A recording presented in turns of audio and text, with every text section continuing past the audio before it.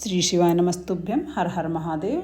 दोस्तों, जैसा कि आप सभी जानते हैं, बैसाख माह का पावन पवित्र महीना चल रहा है। इसी के साथ ही 6 मई दिन सोमवार को मासिक शिवरात्रि का व्रत रखा जाएगा। इस व्रत को रखने से सुख सौभाग्य में वृद्धि होती है, संतान प्राप्ति होती है और धन ऐश्वर्य की प्राप्ति भी होती है। आज की इस वीडियो में हम जानेंगे कि मासिक शिवरात्रि बैसाख माह में कब है और इस माह में पार्थिव शिवलिंग के पूजन किस प्रकार करें। बैसाख माह के कृष्ण पक्ष की चतुर्दशी तिथि प्रारंभ हो रही है सोमवार 6 मई 2024 को, इसलिए 6 मई को ही यह मासिक शिवरात्रि का व्रत रखा जाएगा। मासिक शिवरात्रि के व्रत रखने से सुख सौभाग्य में वृद्धि होती है, संतान प्राप्ति और धन ऐश्वर्य के लिए बहुत ही लाभदायक माना जाता है। पार्थिव शिवलिंग का निर्माण करने से पहले सबसे पहले हमें नदी, किसी तालाब किनारे, नदी के किनारे या किसी पवित्र स्थान से पर पार्थिव शिवलिंग का निर्माण नहीं कर सकते हैं तो किसी पेड़ के नीचे, जो पवित्र वृक्ष के नीचे आप पार्थिव शिवलिंग का निर्माण करें। पार्थिव शिवलिंग का निर्माण करने से पहले इस बात का विशेष ध्यान रखें कि पार्थिव शिवलिंग के निर्माण में सबसे पहले पिंडी का निर्माण किया जाता है, उसके बाद ही आप जलाधारी का निर्माण कर सकते हैं। अगर आप पिंडी का निर्माण करके उसका पूजन करें तब भी उसका पूरा फल मिलता है, क्योंकि पिंडी में संपूर्ण शिव परिवार समाहित रहता है। सबसे पहले आप गंगा जल से अभिषेक कराएं और गंगा जल से अभिषेक कराने के बाद आप दूध मिश्रित जल से भी अभिषेक कराएं और आप चाहें तो पंचद्रव्य को एक साथ मिलाकर भी उससे अभिषेक करा सकते हैं। मैं यहाँ पर दूध से अभिषेक करा रही हूँ। दूध से अभिषेक कराने के बाद आप गंगा जल से दोबारा अभिषेक कराएं।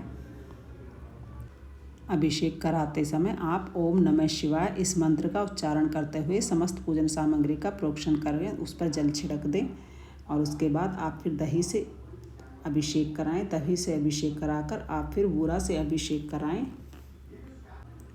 इस तरह आप दधी स्नान कराकर फिर बूरा से स्नान कराएं। बूरा से सकरा स्नान कराकर फिर आप घृत स्नान करा सकते हैं और उसके बाद आप मधु स्नान कराएं। इस प्रकार आप 5 वस्तुओं को मिलाकर पंचामृत बनाकर उससे भी स्नान करा सकते हैं। अगर आप अलग अलग स्नान नहीं करा रहे हैं तो इन सबसे एक साथ मिलाकर भी आप स्नान करा सकते हैं।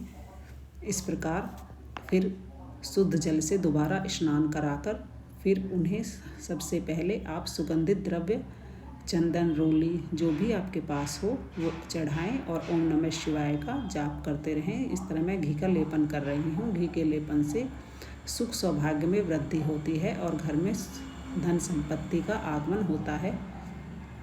इसके बाद आपके पास जो भी सामग्री हो, जौ, गेहूँ जो भी हो, आप वो भगवान को अर्पित करें। उसके बाद आप रोली समर्पित करें।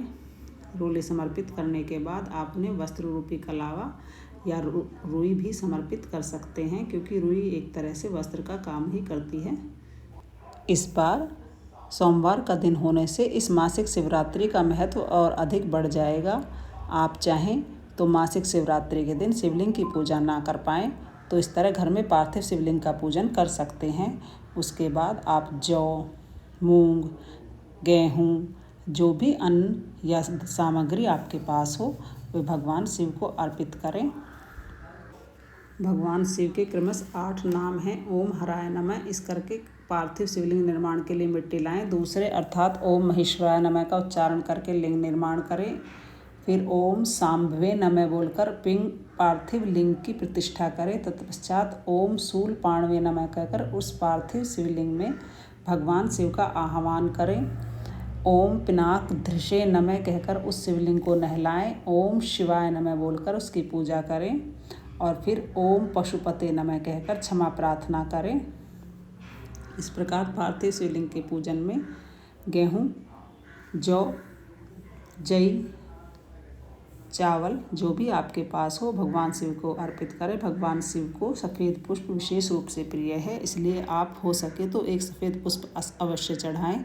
उसके बाद पूजा की जो भी सामग्री हो, जैसे कि मैं बेलपत्र चढ़ा रही हूँ, भांग, धतूरा जो भी आपके पास हो वह सामग्री भगवान शिव को अर्पित करें। फल नैवेद्य के रूप में केला या जो भी फल हो आपके पास उसे भगवान को अर्पित करें और मनोभाव से भगवान भोलेनाथ की ओम नमः शिवाय, ओम शिवाय नमः, ओम पशुपते नमः इस प्रकार मंत्र नहीं बोल सकते तो आप उनके नाम बोलकर भी उनकी पूजा करें। फिर दीप के लिए बताई गई नमः आश्वे इत्यादि मंत्र से भगवान शिव की आरती करें, उनसे क्षमा याचना करें, पुष्पांजलि अर्पित करें। भगवान से अपनी पूजा में हो गई कमियों के लिए क्षमा याचना प्रार्थना कर कर भगवान का विसर्जन कर दें। विसर्जन के लिए आप इस मंत्र का अवश्य ही जाप करें। मंत्र है ओम महादेवाय नमः कहकर आराध्य देव का विसर्जन कर दें। बहुत से लोगों ने प्रश्न किया था कि क्या स्त्रियां शिवलिंग का पूजन कर सकती हैं। शिवलिंग का पूजन करने में स्त्रियों का तथा अन्य सब लोगों का अधिकार है। भगवान की मनोभाव से पूजा करने के लिए किसी का कोई प्रमाण की आवश्यकता नहीं है। शिव पुराण में इसका विशेष उल्लेख है। और आप मनोभाव से भगवान शिव के पार्थिव शिवलिंग का पूजन करें और उन्हें बाद में विसर्जन कर दें। दूसरे दिन उस शिवलिंग को नहीं रखना है, उसी दिन विसर्जन कर देना है।